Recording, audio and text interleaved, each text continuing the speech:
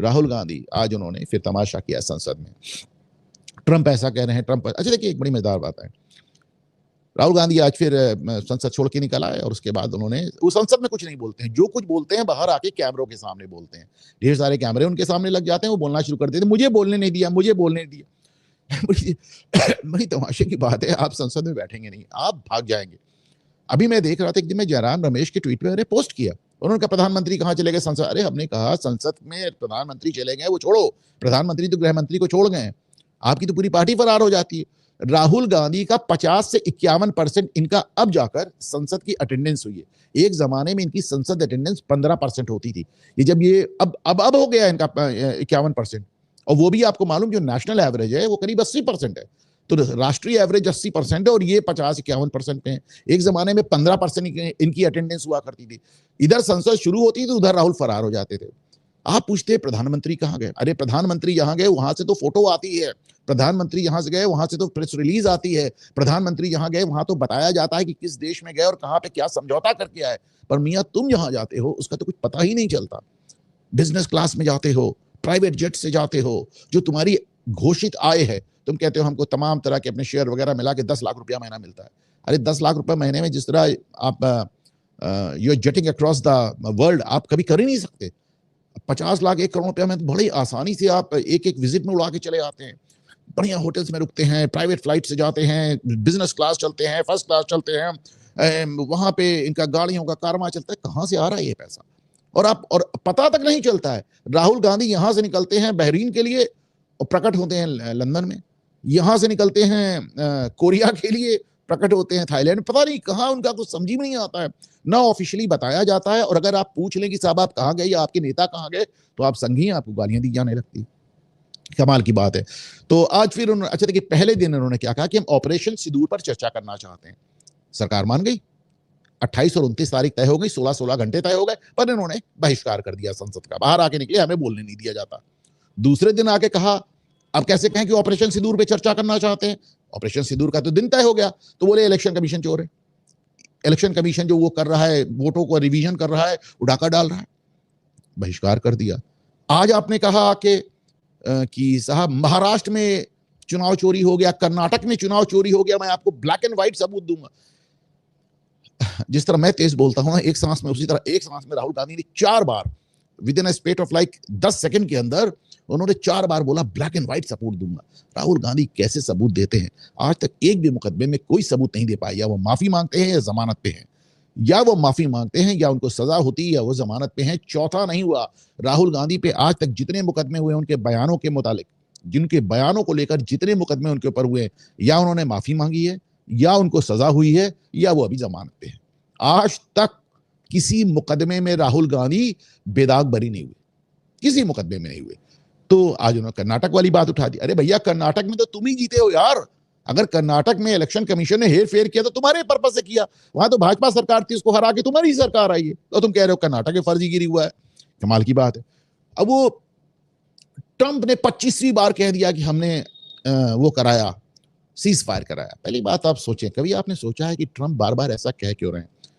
मतलब जब तक आदमी एकदम पागल ही ना हो, वो वही बात 25 बार क्यों कहेगा कि हमने सीज फायर कराया, सीज फायर कराया। लोग कहते हैं कि नोबेल प्राइज के लिए, तो नोबेल प्राइज के लिए क्या कोई संख्या है कि अगर इसको आप 100 बार कह दोगे तो नोबेल मिल जाएगा? अमेरिका जैसे दुनिया के सबसे ताकतवर देश का राष्ट्रपति 25 बार एक बात कह चुका है, वाई, क्यों? देखिए एक छोटी सी बात है, ट्रंप प्रधानमंत्री मोदी से जो बिजनेस डील हो रही है, बहुत ध्यान से सुने और मुझे इसके मुकाबले कोई आदमी कोई दूसरा तर्क बता दे। अभी तक किसी चैनल ने या किसी मीडिया ने इस बात को नहीं कहा कि ट्रंप ऐसा क्यों कह रहे हैं। मैं आपसे कह रहा हूं, ट्रंप मोदी से जो डील करना चाह रहे हैं, मोदी को, भारत को आप मान लीजिए, मोदी को क्या, मोदी तो भारत के प्रतिनिधि हैं, भारत को वो अपनी शर्तों पर ला नहीं पा रहे हैं। रूस से तेल नहीं खरीदो, हम खरीदेंगे। उनके जो कॉमर्स सेक्रेटरी हैं उन्होंने कहा भारत पे टैरिफ लगा देंगे, चलिए देखा जाएगा। अभी आपने देखा कि वो एक रिपब्लिकन सांसद है परसों, उन्होंने कहा कि हम भारत पे 500% टैरिफ लगा देंगे। भारत सुनने को ही नहीं तैयार है। सुनने को आपने जयशंकर को देखा वो कैसे कैसे बयान देते हैं, आप हैं कौन हमसे पूछने वाले, आप तो खुद खरीद रहे हैं। यूरोप में वो लगातार कहते रहते हैं। तो टैरिफ को लेकर ट्रंप चाहते हैं कि उनके जो जेनेटिकली मॉडिफाइड चीज़, देखिए ट्रम्प है कौन पहले आप समझ लीजिए। हर आदमी का एक वोट बैंक होता है। ये अखिलेश यादव हैं, उनका वोट बैंक क्या है? यादव और मुस्लिम। मोदी का वोट बैंक क्या है? प्रीडोमिनेंटली हिंदूज, ज़्यादातर हिंदूज उनका वोट बैंक है। ओवैसी का वोट बैंक क्या है? मुस्लिम। तो इसी तरह हर आदमी का एक वोट बैंक होता है। जहाँ जो डेमोक्रेट्स हैं उनका वोट बैंक क्या है? वो लिबरल और वामपंथी और जो वोक्स हैं वो उनका वोट बैंक है। ट्रम्प का रिपब्लिकन पार्टी का वोट बैंक क्या है जिससे ट्रम्प आते हैं? वो है जिस तरह जिसे कहते हैं परंपरावादी जो लोग होते हैं वो रिपब्लिकन पार्टी के वोट बैंक है। वो अलग बात है कि ट्रम्प ने अपना ही वोट बैंक बनाया है। इनका वो एक कैटल बेल्ट कहा जाता है बीच में, तमाम लोग जो फार्मिंग से जुड़े हुए हैं, तमाम लोग जो अमेरिका के सबसे पुराने बाशिंदे हैं, सबसे मूल बाशिंदे हैं, सबसे मूल बाशिंदे तो वहाँ रेड इंडियंस हैं, आप जानते हैं, जिनको मार के ही आए हैं। लेकिन फिर भी जब अमेरिका बसा था, जो सबसे पुराने अपने आप को लगाते हैं कि साहब हम 6 पुश्ते 7 पुश्ते, तो उन लोगों को वो उनका वोट बैंक है। वो डेयरी समुदाय से जुड़ा हुआ है, कैटल समुदाय से जुड़ा हुआ है, खेती से जुड़ा हुआ है। तो जो वहाँ का ज़मीन का आदमी है, वो ट्रम्प से जुड़ा हुआ है। ट्रम्प उनको राहत देना चाहते हैं। हर आदमी अपने वोट बैंक को देखता है, तो वो उनको राहत देना चाहते हैं। तो वो जेनेटिकली मॉडिफाइड सीड्स, हमें आपको पिछली बार बताया था कि हमारे यहाँ जो खाने वाला तेल होता है, जो सब्जी-वब्जी हम पकाते हैं, तो ये इतना ज़्यादा आपने देखा हमारे उसके बगैर तो काम ही नहीं होता। हम तो साहब गरी के तेल में खाना भी बना लेते हैं, गरी का तेल सर भी डाल लेते हैं। तो उसके बगैर हमारा काम नहीं चलना। और वो मुश्किल से 43-44% हम उगा पाते हैं। आप हमारे यहाँ जाइए तो सरसों के खेत लगे हुए हैं, दूर-दूर तक पीले-पीले खेत नज़र आ रहे हैं। उसके बाद भी हमें तेल इतना कम पड़ता है कि कम से कम आप मान के चलें 55-56% तेल हमको बाहर से चाहिए। तो वो हमको जेनेटिकली मॉडिफाइड सीड्स का तेल देना चाहते हैं। जेनेटिकली मॉडिफाइड सीड्स का अनाज देना चाहते हैं। जेनेटिकली मॉडिफाइड सीड्स यानी जिनका डीएनए बदला जा चुका है, जिनका आनुवांशिक रूप से परिवर्तित जो बीज होते हैं। ऐसा नहीं कि आनुवांशिक रूप से परिवर्तित बीजों का हम प्रयोग नहीं करते, पर तेल के मामले में हम बहुत फंसी हैं, वो हम नहीं लेंगे। दूसरी बात, वो हमको जो अपने डेयरी प्रोडक्ट्स देना चाहते हैं, वो अमूल को टक्कर देना चाहते हैं। डेयरी प्रोडक्ट्स हम उनके इसलिए लेने को तैयार नहीं कि भाई अपनी गायों को, अपने कैटल को तुम नॉन-वेज खिला रहे हो, हम उसको ब्लड मिल्क कहते हैं। तो ये तमाम चीज़ों पे ट्रम्प बहुत फ्रस्ट्रेट हैं। एक लिमिट से आगे वो भारत को दबा नहीं सकते, कारण समझिए। उनका असली लड़ाई है चीन से। चीन से उनको असली घाटा है। तो भैया आप एक बार में चीन और भारत दोनों को कैसे दबाओगे? आप देखिए, आज भारत ने चीन के लिए फिर से वीज़ा खोल दिया, जो 2019 से बंद था। जो हमारा गलवान में क्लैश हुआ था, उसके जो हमारा क्लैश था, उसके भारत ने चीन के लिए वीज़ा खोल दिया। आपने देखा कि इस समय भारत चीन की बड़ी मुलाकातें हो रही हैं। 5 साल बाद हमारे विदेश मंत्री गए।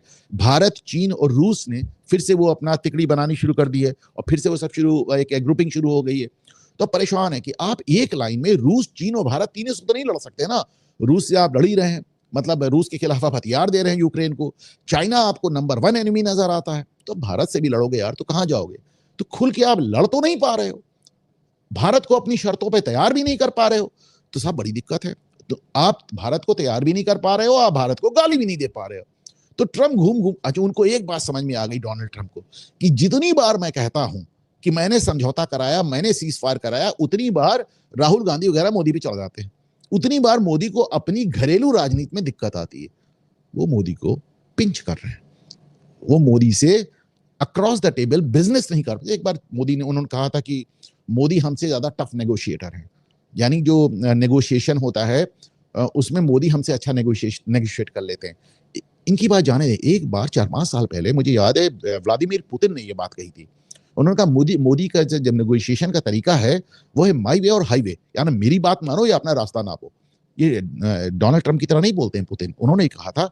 तो आप मान सकते हैं कि मोदी एक टफ नेगोशिएटर है, और खास तौर से बिजनेस और व्यापार के मामले में तो डेफिनेटली टफ नेगोशिएटर है। तो आप मोदी से अपना काम करा नहीं पा रहे हैं। मोदी को आप गाली भी नहीं दे सकते, क्योंकि आप एक लाइन में चाइना, रूस और भारत तीनों से बिगाड़ कर नहीं सकते। तो आप ये बात बार बार कहते हैं, क्योंकि आपको मालूम है कि every time you open your mouth, हर बार जब आप मुंह खोल के कहते हो कि मैंने सीज फायर कराया, तो मोदी को यहां गालियां सुननी पड़ती हैं। उन्हें मालूम है कि राहुल गांधी क्या कर रहे हैं और मोदी को पिंच कर रहे हैं। लेकिन एक बात जो ट्रम्प को समझ में नहीं आ रही है कि किसी भी चीज की एक वैल्यू होती है। एक लिमिट से ज्यादा घिसेंगे तो फिर बात खत्म हो गई। जब पहली बार उन्होंने कहा था तो कितना हंगामा हुआ था, दूसरी बार कहा, वो 25 बार कह चुके हैं भाई। कितनी है वो? राहुल गांधी की कोई बात नहीं, राहुल गांधी उसे 100 बार कह सकते हैं, लेकिन राहुल गांधी की अब बात में दम नहीं बचा। राहुल गांधी परेशान भी हैं। राहुल गांधी को मालूम है कि नेशनल हेराल्ड केस अब फाइनली एकदम लाइन पे आ गया है। मैं आपको विश्वास के साथ कह सकता हूं कि अगले 12 महीने के अंदर नेशनल हेराल्ड केस में फैसला आ जाएगा। एक नेशनल हेराल्ड केस में परेशान है, दूसरे परेशान है साहब वो सोनिया गांधी के खिलाफ एफआईआर होने की बात हो रही है। तीन मूर्ति भवन में जवाहरलाल नेहरू रहा करते थे। अच्छा ये मतलब जवाहरलाल नेहरू ने अपना बंगला भी कौन से ढूंढा? जो ब्रिटिश आर्मी के कमांडर इन चीफ थे वो पहले इस बंगले में रहते थे। तो जवाहरलाल नेहरू को लगा हुआ ठीक है साहब, इसी में हम भी रहेंगे। तो बाद में उस तीन मूर्ति भवन को आपने Nehru memorial museum and library बना दिया। चलिए बात बढ़िया है साहब, आपने उसको बना दिया। लेकिन जब अभी मोदी ने क्या किया, उन्होंने कहा कि अच्छा ये होता क्यों इस तरह, आप समझिए। मैं आपको बड़ी दिलचस्प, हम लोग छोटे छोटे थे तो बचपन में पढ़ते थे कि साहब इंदिरा जी ने अपनी पूरी संपत्ति राष्ट्र के नाम दान कर दी। सब बड़े इंप्रेस हो जाते थे, यार क्या मैडम होंगी, यार क्या महिला होंगी, अपनी पूरी संपत्ति राष्ट्र के नाम दान कर दी। छोटे छोटे थे हम लोग, आनंद भवन घूमने जाते थे, स्कूल की तरफ से टूर लगता था हम लोगों का।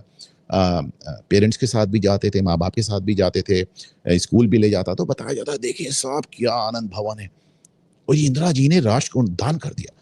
सब बड़ा अंदर तक लगता था कि यार क्या मैडम है और क्या प्रधानमंत्री हैं, कितनी महान परिवार है।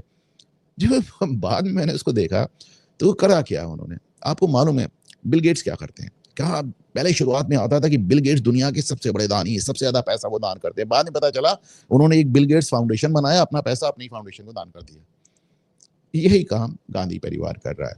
उन्होंने क्या कहा, राजीव गांधी ट्रस्ट बनाया, कमला नेहरू ट्रस्ट बनाया और अपनी सारी संपत्ति उसके नाम कर दी। अब वो कहा कि जो भाई ट्रस्ट है वो तो जनहित का ट्रस्ट है, हमने तो राष्ट्र के नाम दान कर दी। तो आज आप जब यहाँ जाते हैं आनंद भवन में, आप घुस नहीं सकते, उसके आने जाने के समय है। लेकिन जब सोनिया गांधी आती हैं प्रयागराज तो किसी होटल में नहीं रुकती हैं, उनके लिए पूरा आनंद भवन खोल दिया जाता, उनका बंगला खोल दिया जाता, उसमें रहती। मालिक वो कल भी थे, मालिक वो आज भी है। बेवकूफ बनाते हैं सीधे सीधे, एकदम मतलब पागल बना के रखा है। कमला नेहरू ट्रस्ट के नाम पे यहाँ कमला नेहरू अस्पताल है, उसमें जितने डॉक्टर हैं सबको पद्मश्री मिल गया। क्यों? उस अस्पताल की चेयरपर्सन कमला ये है सोनिया गांधी। तो वही इन्होंने किया कि साहब इन्होंने नेहरू म्यूजियम ट्रस्ट बनाया और वहां लाइब्रेरी बनाई और उसको भी गांधी परिवार के कब्जे में ले लिया। अब ये जब प्रधानमंत्री नरेंद्र मोदी आए तो उन्होंने साहब ये सब चेंज किया। उन्होंने कहा नहीं है ये क्या बकवास है, यहाँ पे सारे प्रधानमंत्रियों का होना चाहिए। उसको प्रधानमंत्री म्यूजियम और लाइब्रेरी कर दिया गया और उसका जो चेयरपर्सन वगैरह खुद प्रधानमंत्री, और उसमें सभी हैं, प्रधानमंत्री हैं, रक्षा मंत्री हैं, वित्त मंत्री हैं, गृह मंत्री हैं, सूचना प्रसारण मंत्री हैं, कल्चर मिनिस्टर हैं, तमाम लोग हैं उसमें। तो अब वहां से दिक्कत क्या है कि साहब जो पत्र थे नेहरू के सारे वहां रखे हुए, वो पत्र नेहरू ने किसी प्लेबॉय के रूप में नहीं लिखे थे, उन्होंने प्रधानमंत्री के तौर पे लिखे थे। तो वो पत्र राष्ट्र की संपत्ति है और उसमें खास तौर से दो पत्र बहुत इंपॉर्टेंट है। एक आप सब लोग जानते हैं जो एडविना माउंटबेटन को उन्होंने लिखे थे और दूसरे पद्मजा नायडू को। इन दोनों से उनके प्रेम संबंध बताए जाते हैं। अभी तो जो माउंटबेटन साहब की डॉटर हैं, लॉर्ड माउंटबेटन की लड़की ने आके खुलेआम इंटरव्यू देना शुरू कर दिया कि नेहरू के मेरी माँ के साथ संबंध थे वगैरह वगैरह वगैरह। तो धर्म शर्मा जी ने कहा मैंने द रेड साड़ी आपको, ये सोनिया गांधी के ऊपर किताब जहाँ बयान हो गई तो भेजा उन्होंने पीडीएफ। धर्म जी बहुत बहुत शुक्रिया, मुझे मेल में मैं देख लूंगा। वैसे इसको मुझे एक बार संजय दीक्षित साहब ने भेजा था, मैंने पहले भी पढ़ी है, विल गेट टू दैट। तो अब उसमें क्या है कि ये सारी चिट्ठियां वो उठा ले गई और मतलब कॉटन, सैकड़ों कॉटन उठा ले गए। मुझे एग्जैक्ट फिगर नहीं याद है, हजारों पत्र आप नेहरू को उठा ले गए, बाकियों के सारे पत्र उठा ले गए। तो साहब इस बार जब मीटिंग हुई थी, अभी मेरे ख्याल से जून में या जुलाई में मीटिंग हुई थी, तो वहां तय हुआ कि भाई से अच्छा हुआ क्या, गुजरात में एक रिजवान कादरी करके एक इतिहासकार है, मुस्लिम है, तो उन्होंने चिट्ठी लिखी सोनिया गांधी को। उन्होंने कहा भैया चिट्ठियां लौटाएं आप, हम इतिहास लिख रहे हैं, हम इतिहास ठीक कर रहे हैं, आप चिट्ठियां सब उठा ले गई, आप सारे दस्तावेज उठा ले गई। अच्छा पहले ये लाइब्रेरी खुली रहती तो लोग जाके देखते भी थे।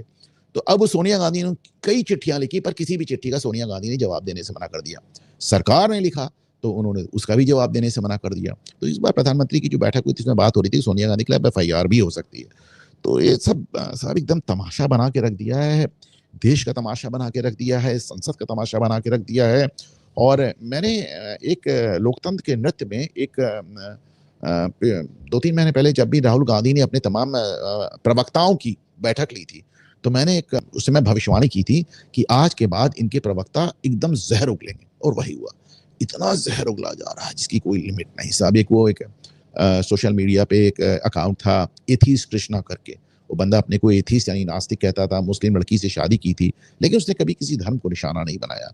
वो लोगों के मीम्स बनाता था। आपको याद है ना वो प्रधानमंत्री वाला मीम एक बना था, वीडियो मीम बनाता था, जिसमें प्रधानमंत्री ऐसे करके मोदी नाचते हुए आते हैं और सामने उन्होंने पब्लिक झूम रही है। ममता बनर्जी बनाया तो ममता नाराज़ हो गई, ममता ने एफआईआर करा दी, लेकिन प्रधानमंत्री ने उसको बहुत हँस के लिया और उसकी चर्चा भी की। उनकी निमोनिया से कल रात डेथ हो गई। आज मैं देख रहा था कांग्रेसी ट्रोल्स कि किस तरह उसकी मौत को सेलिब्रेट कर रहे थे। तो एकदम नफ़रती पार्टी, मोहब्बत की दुकान के नाम पे राहुल गांधी ने इस पूरी पार्टी को एकदम नफ़रत से चूती हुई। मैं इट्स डिस्टर्बिंग, सीरियसली डिस्टर्बिंग है राहुल गांधी ने इस पार्टी का जो हाल किया। इतनी नफ़रत मैंने इस देश में कभी नहीं देखी और मैं बहुत छोटे से राजनीति देख रहा हूँ। तो मैं चलिए ठीक है, अब सब सामने आएगा जो होगा।